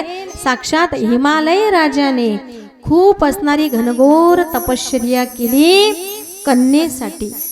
जी तपश्चर्या केली हिमालय राजाचे पत्नी मेनावती यांनी, दोघांची ही तपश्चर्या फळाला आली आणि ज्यांना जे भाकीत केलं होतं की तुमच्या उदरी अशी कन्या अवताराला येईल की सकल विश्वाचं तारण करणारी ही कन्या तुमच्या घरी अवताराला येईल, आणि त्याच ठिकाणी असा सुंदर असणारा पर्व काळ की हिमालय राजा आणि माता मेनावती यांच्या गृहस्थाश्रमी जीवनामध्ये सुंदर असणारी कन्या, ज्या आधी माया शक्तीचं रूप म्हणून पर्वत राजाची कन्या म्हणून तिचं नाव पार्वती ठेवण्यात आलं. पार्वती माता की. आणि म्हणून अशी कन्या जेव्हा अवताराला आली बघा, हीच कन्या लहानपणापासून गत जन्मातली पुण्याई आहे, भक्ती आहे, जी सतत करत ओम नमः शिवाय जप करत जेव्हा आहुती दिली आहे, त्याच ओम नमः शिवाय जपाचा आराधना करून कोटी लिंग बनवले आहे माझ्या पार्वती मातेने. भगवान शिवजींच्या प्राप्तीसाठी बाल वयापासून जी भक्ती केली आहे, ऐका, हे छोटस बाल वयापासून केलेली भक्ती आहे. म्हणून सांगितले भक्ती करो बचपन में, भगवान मिलेंगे 55 में. पण आपला असे 55 झाली, 60 झाली तरी आमच्या भक्ती अजून काही फळाला आले ना. आपली फळाला आली पाहिजे भक्ती. म्हणून अशा बालवयापासून केलेली आराधना माझ्या पार्वती मातेने सुद्धा भगवान शिवलिंगाचं पूजन करून किती लिंग बनवले असतील आणि त्याद्वारे भगवंताला आपलंस केलंय. माझ्या जीवनात पती म्हणून तुम्ही माझा स्वीकार करा, याकरिता जी तपश्चर्या आपल्या सख्यान समवेत माझ्या पार्वती मातेने बालवयापासून केलेली जी काही अर्चन भक्ती आहे, तीच अर्चन भक्ती आपणही या ठिकाणी सुंदर भजनाद्वारे करूया. ओम नमः शिवाय, ओम नमः शिवाय, हर हर भोले नमः शिवाय. ओम नमः शिवाय, ओम नमः शिवाय, हर हर भोले नमः शिवाय. सोमेश्वराय शिव सोमेश्वराय, हर हर भोले नमः शिवाय.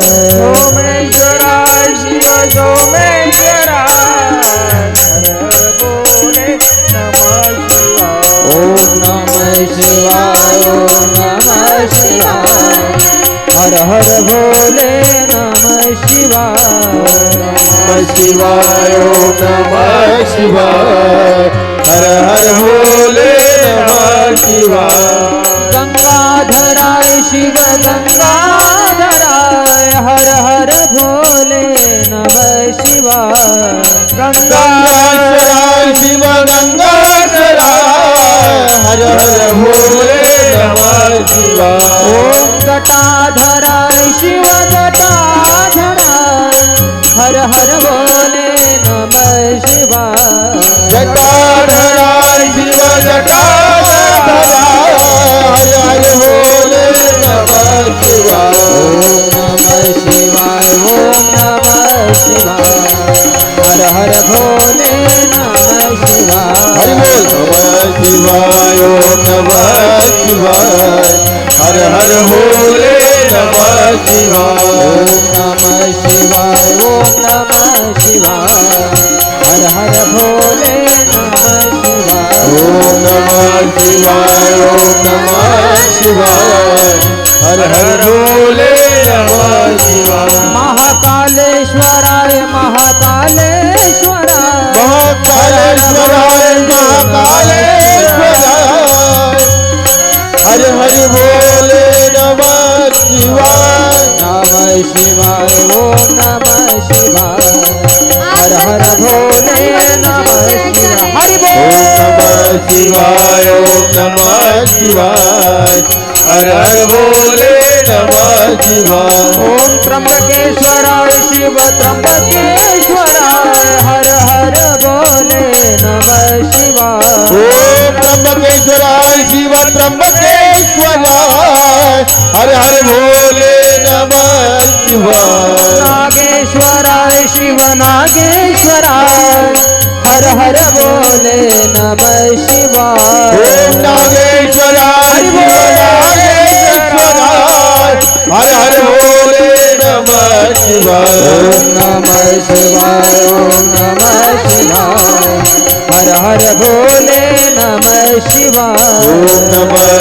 शिवाय ओम नमः शिवाय हर हर भोले नमः शिवाय ओम नमः शिवाय ओम नमः शिवाय हर हर भोले नमः शिवाय ओम नमः शिवाय ओम नमः शिवाय हर हर भोले नमः शिवाय हर हर भोले नमः शिवाय हर हर भोले नमः शिवाय हर हर भोले नमः शिवाय हर हर भोले नमः शिवाय भोले नमः शिवाय हर हर भोले नमः शिवाय हर हर भोले नमः शिवाय हर हर भोले नमः शिवाय नमः पार्वती पते हर हर हर महादेव एकीकडे माझ्या बालवयामध्ये केलेली जी तपश्चर्या आहे, आता इतकी तपश्चर्या केली पार्वती मातेने, आणि हेच अंश रूपाने अदृश्य शक्तीच्या रूपाने माझे भगवान शिवजी स्वतः जाणतात की अशी जी कन्या आहे जी प्रकृती पुरुष रूप धारिणी आहे, स्वतः माझी शिव शक्तीच्या रूपाने असणारा दैवत ज्या रूपाने सकल ऋषी देवता देवदेवता सांगता आहेत, आणि त्याद्वारे भगवान विष्णूने देखील स्वतः येऊन विवाहासाठी होकारा दिला आहे. ज्यावेळेस ज्या त्रासाने त्रस्त झालेले आहे, जी कथा भागवतामध्ये कश्यप ऋषी दिती आदिती पासून जे काही पुत्र संतान आहे, एकीकडे असुर शक्ती आणि एकीकडे दैव शक्तीच्या रूपाने जो हिरण्यकश्यपूच्या कुळामध्ये पुढे असे अवतार जे असुर शक्ती हाहाकार करून माजत आहे, अशा ठिकाणी जे वज्रांग असणारे असुर आणि त्यांची पत्नी वारांगिणी यांना जो पुत्र झाला, त्या पुत्र रूपाने त्याने सुद्धा कठोर तपश्चर्या केली, आणि ज्या रूपाने तारक रूपाने ते प्रगट झालेले, जे देवांनाही प्रसन्न करून वर मागून घेतात की आमचा मृत्यू होता कामा नये. ब्रह्मदेवादी देवांकडून मागून घेतलेला वर पण सांगितला, असं इथं अमर कोणीच नाही.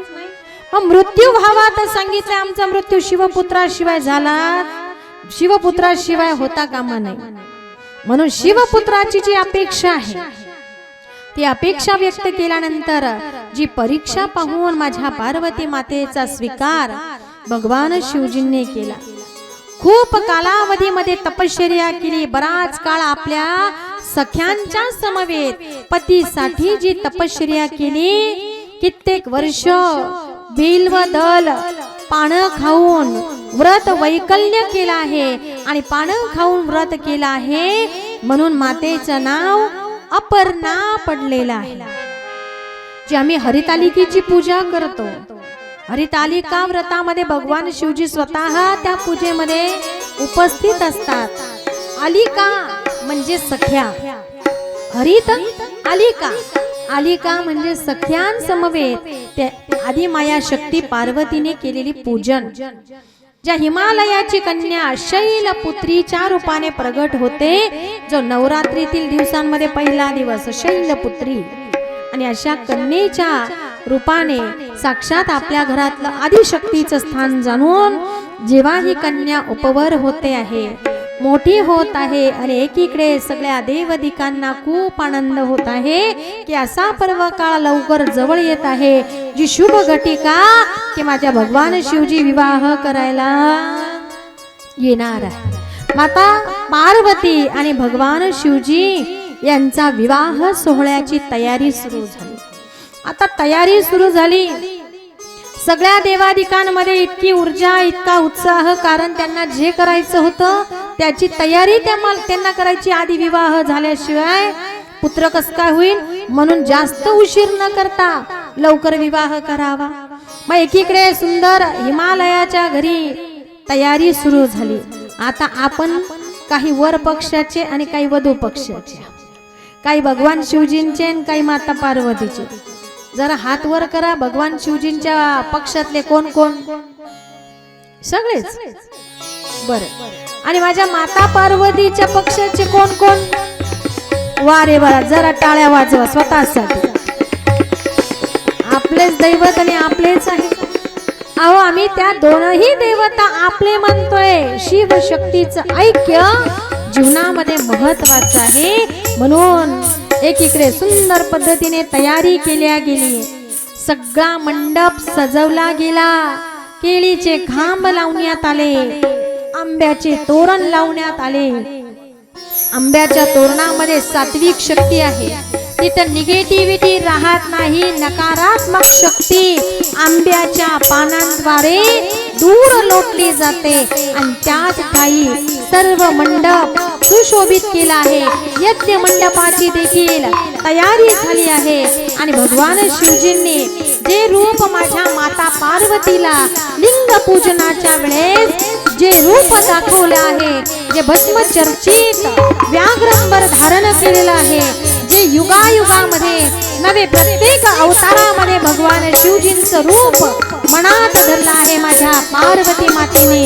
आणि एकीकडे सज्ज झालेली तयारी आहे, रथाची तयारी केली आहे. माझ्या भगवान विश्वकर्मा यांनी इतका सुंदर रथ बनवला. स्वतः महादेवाचा जो रथ आहे माझ्या विश्वकर्मा भगवंताने बनवला. अहो, त्याच्यावर सुंदर मोर कोरले आहे की साक्षात ते आत्ताच्या आत्ता बोलतील का काय, अशा संबंधाने माझ्या विश्वकर्मा भगवंताने सुंदर रथाची तयारी केली. एकीकडे वाजंत्री तयार आहे, एकीकडे ब्राह्मण देवता तयार आहेत, एकीकडे वधू पक्षाकडे तयारी आणि एकीकडे वर पक्षाकडे देखील तयारी सुरू झाली. माझ्या पार्वती मातेला मेहंदी लावण्यात आली. आता इकडे भगवान शिवजींच्या वर पक्षात लोकच कमी होते. जसा आहे तसा भोळा महादेव सांगितला, जसा आहे त्याचा स्वीकार करावा लागेल. हे पार्वती माते, त्याचा स्वीकार करेन हे वचन दिलेलं आहे. एकीकडे सुंदर पद्धतीने ऐका. आपण फक्त आता कथा ऐकून घेऊ. पुढे कथा झाकीच्या रूपाने आपल्याला बघायची आहे. सुंदर विवाह या ठिकाणी होणार आहे आणि त्याच ठिकाणी जे वराहणी मंडळी आहे, सगळे देवाधिदेव आहे, सकल ऋषी मुनी आहे, या सगळ्यांच्या उपस्थितीमध्ये जो सुंदर शिव पार्वती विवाह हा काही सामान्य नाही. जीव शिवाचं मिलन आहे, शिवशक्तीचं ऐक्य म्हणजे हा विवाह सोहळा असतो. कथेमध्ये बंधन आहे, ऐका, काही नियम असतात. कथेमध्ये उत्सव झालाच पाहिजे. जसं जन्म उत्सव असतील, अवतार असतील, काही विवाह सोहळे असतील, तो प्रसंग उत्सव रूपाने साजरा केला पाहिजे. आणि जो उत्सवाच्या प्रसंगी मदत करतो, तो सोहळा परिपूर्ण होण्यासाठी जो तळमळ करतो, जो काही आपली शक्ती वापरतो, तर भगवंत त्याला खूप मोठा आशीर्वाद दिल्याशिवाय राहत नाही. या कथेचा महिमा आहे की कथेमध्ये जो उत्सव आनंदाने साजरी होण्यासाठी स्वतःहून आपलं तन, मन आणि धन, ज्याच्याकडे तनाची शक्ती आहे त्याने तनाने सेवा करावी, ज्याच्याकडे धनाची शक्ती आहे त्याने धनाने करावी, ज्याच्याकडे दोन्हीच नाही त्याने मनाने सुद्धा भक्ती करावी. अशा भक्ती आणि शक्तीचा जो समागम म्हणजे हा विवाह सोहळा. पण ऐका, दोन गोष्टी आधी आपल्याला बघायच्या आहेत आणि लगेच सुंदर विवाह साजरी करायचा आहेत. म्हणून ऐका, पुढे काय होतं, लाईट जाते ना, आपल्याला लाईटीचा व्यत्यय येतो, मग नंतर थोडी गडबड होते. म्हणजे आपल्याला वेळेत आज नाही जाणार, आज नाही जाणार, जरा टाळी वाजवा. बरं, आता पण काय होतं, एकदा आनंद झाला, आम्ही किती म्हटलो 2 मिनिटं बसता तर बसणार नाही. काल तर मला हसू यायचं. म्हणजे कसं, एकीकडं कथेचं नेमकं शेवट ओम नमः शिवाय झालं, तुम्हाला न सांगताच तुम्ही उभे राहिले काल. मग उभ्या थोडी कथा शेवटचा भाव आपण ऐकला, पण जरा कुठेतरी कृपा असावी, खरंच लाईट जाऊ नये. म्हणून आपण आता ऐका, जो एक महिमा आपल्याला कथा, नुसती कथा श्रवण करण्यात खूप मोठं भक्ती आहे, पण परिवर्तन होणं महत्वाचं आहे. परिवर्तनाशिवाय जीवनामध्ये उद्धार होत नाही. काही गोष्टींचा बदल अपेक्षित आहे. ऐका, आपलं शरीर आहे, जसं आपण बालरूपामध्ये होतो तसं आता आहे का? नाही. आता या रूपामध्ये आहे, म्हातारपणात राहू का? नाही. म्हातारपणात जसं बदल होणं निश्चित आहे, शरीराच्या 3 अवस्था आहे, तसं या निसर्गात सुद्धा काही बदल होतात. आपण ऐका, थोडं समाज प्रबोधनासाठी सांगावं वाटतं की आपल्या शरीरात फक्त एक उदाहरण घ्या. आपलं डोकं दुखलं किंवा आपलं पोट दुखलं तर फक्त दुखत असेल त्याच भागाला दुःख आहे का सगळ्या शरीराला दुःख आहे? सांगा, अनुभव आहे प्रत्येकाला. थोडं पोट दुखतं पोट, पण त्याचा चेहरा इतका कोमजलेला असतो, असा बारीक होतो, इतका बारीक होतो, लगेच क्षणार्धात कळतं, का रे बाळा तुला बरं नाही वाटत का? नुसतंच कोमेजत नाही, डोळ्यातून पाणी येतं, अंग गरम पडून जातंय, कान दुखतात, घसा दुखतो, हातपाय सुद्धा त्राण राहत नाही, अशक्त वाटतं. का? फक्त एका ठिकाणी बिघाड झाला तर माझा परमात्मा देखील सांगतो, जर काही गोष्टींचा बिघाड झाला तर देवाला किती त्रास होत असेल, किती दुःख होत असेल माझ्या भगवान परमात्म्याला. शास्त्र सांगतंय, एक रोम, एक केस म्हणजे वृक्ष आहे. हा जो वृक्ष आहे ना, तो भगवंताचा एक केस आहे. आपण उपटला तरी देवाला त्रास आहे. आपला एक केस उपटून पहा फक्त, किती त्रास होत असेल. जे सूर्य आणि चंद्र आहे ते माझ्या देवाचे 2 नेत्र आहे, लक्षात ठेवा. त्या गोष्टी आहे ज्या शरीरामध्ये आपला बिघाड चालत नाही, तसं या सृष्टीमध्ये काही गोष्टींचा बिघाड झाला तर माझ्या देवाला कदापि सहन होत नाही. आणि त्याचं प्रायश्चित्त आपल्याला कथेतून घेणं गरजेचं आहे. आणि कर्ममुक्ती होण्यासाठी कथा आहे. आपलं कर्म चुकलेलं आहे, कर्म बंधनातून मुक्ती होण्यासाठी कथा आपल्याला प्रेरित करते, ज्ञान. म्हणून ऐका, आता पुढे कथा आपण बघणार आहोत, पण ऐका, भगवान शिवजींचं वराड कोण कोण आहे आपण बघितलं, तुम्ही हात वर केले, पण खरे लग्नाला जे वराड होते ना, ते होते भूत, वेताळ आदी करून जे पिशाच योनीमध्ये असणारे भूत, प्रेत, ज्या चेटकीन वगैरे अशा काही, ही जी काही वराडी मंडळी होती. आपण पुढे कथाचा इतका आनंद घ्यायचा ना आज, तर ऐका, भगवान शिवजींच्या समवेत ते राहिले, पण का ह्या परिस्थितीमध्ये त्यांना जावं लागलं? का त्यांच्या जीवनामध्ये अशी घटना घडली आणि त्याद्वारे त्यांना भूत प्रेत पिशाच योनीमध्ये प्रवेश करावा लागला? आपणही थोडं या ठिकाणी बघणार आहोत आणि मग शिवजींची मिरवणूक वरात आपल्या धर्ममंडपामध्ये येईल. म्हणून आता या ठिकाणी व्यासपीठावर एक एक पद्धतीने जे काही मुलं आहे थोडं त्यांनी दृश्य आपल्याला दाखवत आहे, त्याचं सगळ्यांनी लाभ घ्यायचा आहे आणि परिवर्तन करायचं आहे. मला इच्छा आहे की एक कृपा करून जेवढी बाहेर पुरुष मंडळी आणि तरुण मुलं आहेत सगळ्यांना आतमध्ये बोलून घ्या. कृपा करून तिकडे सचिन भाऊ असतील तर एक विनंती आहे की सगळ्यांना इकडे बोलवा. सगळ्यांना विनंती आहे की आतमध्ये येऊन बसा. अजून कार्य पुढे तुम्हाला मदतीचं काम पुढे आहे, पण जेवढे बाहेर उभे आहेत सगळ्या भाविक भक्तांना विनंती आहे की कृपया आतमध्ये धर्ममंडपामध्ये येऊन बसा. जय जय शिवशंकर माहेश्वर, जय जय शिवशंकर माहेश्वर. हळू हळू एक एक